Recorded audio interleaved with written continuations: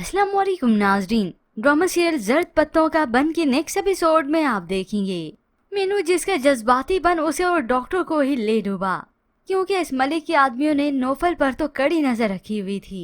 तो ऐसे में मीनू जो कि छत फलांग कर आ गई इस नौफल से मिलने के लिए, उसे खत देती है और फिर वापसी पर जाने ही लगी वो सीधे रास्ते से। मगर दरवाजे पर नौफल के तो पहरेदार ही खड़े थे। मलिक तो आ गया रात के इस अंधेरे में मीनू के वालिद के पास। ये क्या कर दिया मीनू ने?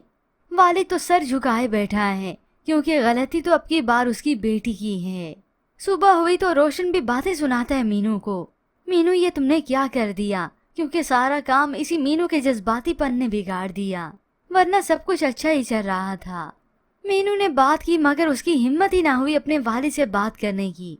तो इस बात पर वालिद दुखी होता है, क्योंकि यही मीनू थी जो डंके की चोट पर अपने वालिद से बात करती थी।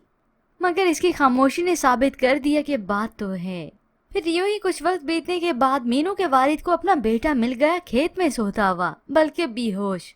वो तो परेशान हो गया, उसके बेटे को कुछ हो गया। मगर आज उसका पोल भी खुल ही जाएगा कि उसका बेटा तो नशे की बुरी लत में पड़ चुका है।